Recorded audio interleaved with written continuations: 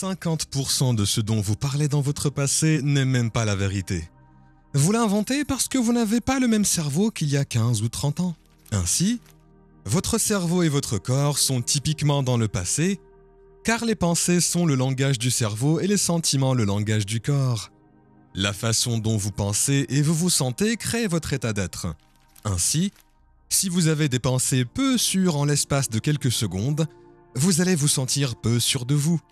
Dès que vous vous sentez en insécurité, votre cerveau surveille ce que vous ressentez et vous avez des pensées plus insécurisantes. Ce qui vous fait vous sentir encore plus insécurisé. La répétition de ce cycle conditionne le corps à devenir l'esprit de l'insécurité, puis la personne se dit qu'elle est insécure. Chaque fois que vous vous dites que vous êtes quelque chose, vous commandez votre esprit et votre corps à un destin. Alors, comment les gens changent-ils? Ils attendent une crise, un traumatisme, une maladie, un diagnostic ou une perte. Il faut que quelque chose se passe mal dans leur vie et qu'ils se sentent si mal à l'aise qu'ils décident finalement de changer, parce qu'après le traumatisme ou la crise, ils ne se sentent plus eux-mêmes sur le moment. Ils pourraient même s'observer parce qu'ils se regardent à travers les yeux de quelqu'un d'autre. Mon message est: pourquoi attendre? Vous pouvez apprendre et changer dans un état de douleur et de souffrance ou dans un état de joie et d'inspiration. Donc, si votre cerveau est un enregistrement du passé, que vous avez vécu les mêmes émotions qui vous ont défini au cours des 10 dernières années, que vous continuez à penser les mêmes pensées qui produisent les mêmes produits chimiques, et que ces mêmes produits chimiques entraînent les mêmes pensées, alors votre corps, en tant qu'esprit inconscient, ne fait pas la différence entre une expérience réelle dans votre vie qui crée une émotion et une émotion que vous créez par la pensée seule. Donc, votre corps croit qu'il est dans la même expérience passée 24 heures par jour, 7 jours par semaine et 365 jours par an. Votre corps est programmé dans le passé et vous pouvez créer un nouvel avenir en vous accrochant aux émotions du passé. Combien de personnes comprennent ce dont je parle? Quand vous réagissez à quelqu'un ou quelque chose dans votre vie, vous avez le choix. Lorsqu'un événement change la façon dont vous vous sentez, un changement chimique se produit dans votre corps et la plupart des gens ne pensent pas pouvoir contrôler leurs réactions émotionnelles. Ainsi, lorsque vous réagissez à un collègue de travail, à un parent ou à quelqu'un dans la circulation, le moment où vous réagissez émotionnellement est modifié chimiquement. Si vous ne savez pas comment contrôler votre réaction émotionnelle après cet événement, et que vous laissez ces émotions persister pendant des heures ou des jours, cela devient une humeur. Qu'est-ce qui ne va pas chez vous? Je ne suis pas d'humeur. Pourquoi n'es-tu pas d'humeur? Cette chose m'est arrivée il y a 4 jours et je suis en train d'avoir une longue réaction émotionnelle. Si vous gardez cette même période réfractaire pendant des semaines ou des mois, cela devient un tempérament. Pourquoi est-elle si en colère? Je ne sais pas. Pourquoi es-tu si en colère, si amer? Parce que j'ai vécu cette expérience il y a 7 mois et que je mémorise ma réaction émotionnelle.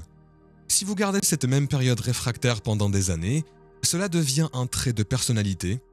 Les gens portent leurs émotions sur leurs manches. C'est ce qu'ils pensent être et ils parleront du passé pour justifier pourquoi ils ne créent pas la vie qu'ils veulent. Ainsi, 95% des comportements sont des attitudes, pensées, croyances, réactions émotionnelles ou programmes subconscients. C'est important parce que vous êtes ici pour apprendre de nouvelles informations et chaque fois que vous apprenez quelque chose de nouveau, vous faites de nouvelles connexions dans votre cerveau. C'est ce qu'on appelle l'apprentissage. Apprendre, c'est forger de nouvelles connexions synaptiques, des preuves physiques résultant de votre interaction dans l'environnement et des empreintes de la conscience. Apprendre, c'est créer de nouvelles connexions.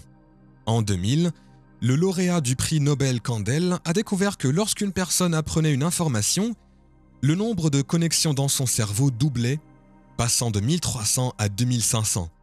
Mais s'il ne révisait pas cette information, s'il ne pouvait pas la répéter, s'il ne pouvait pas s'en souvenir, ces circuits s'élaguaient en quelques heures ou quelques jours. Donc, si l'apprentissage consiste à créer de nouvelles connexions synaptiques, la mémorisation consiste à maintenir et à entretenir ces connexions.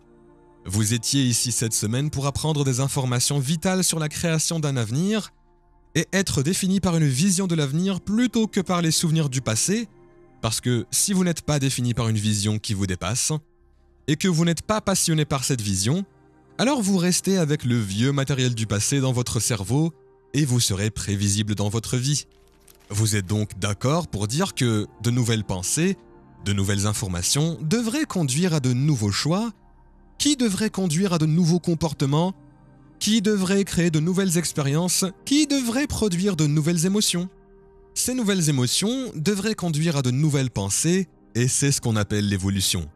Donc si votre cerveau est un enregistrement du passé et que vous n'avez pas de vision du futur, alors vous vivez dans le passé et vous n'arriverez jamais à ce nouveau futur. Les sentiments et les émotions sont le produit final des expériences passées. Et vous pouvez mieux vous souvenir de ces expériences parce que vous pouvez vous rappeler comment elles sont ressenties. Quand vous êtes au milieu d'une expérience, tous vos sens vous branchent sur l'environnement et, tandis que vous recueillez toutes ces données vitales du monde extérieur, toutes ces informations reviennent au cerveau et poussent les jungles de neurones à s'organiser en réseau. Au moment où ces neurones se mettent en place, le cerveau produit une substance chimique qui s'appelle sentiment ou émotion. Une fois que vous ressentez cette émotion, vous créez une mémoire à long terme. Les sentiments et les émotions sont le produit final d'expériences passées et si vous ressentez la même chose chaque jour, cela ne signifie-t-il pas qu'il n'y a rien de nouveau dans votre vie?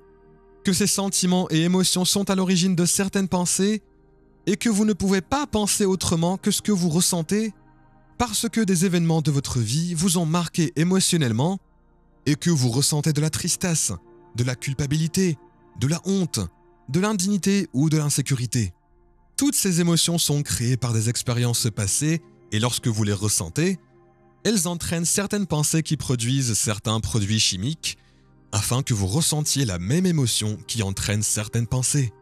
La répétition de ce cycle conditionne alors le corps à mémoriser cet état émotionnel mieux que l'esprit, et maintenant, votre corps est littéralement dans le passé, parce que si vous ne pouvez pas penser plus grand que ce que vous ressentez, alors vous pensez dans le passé.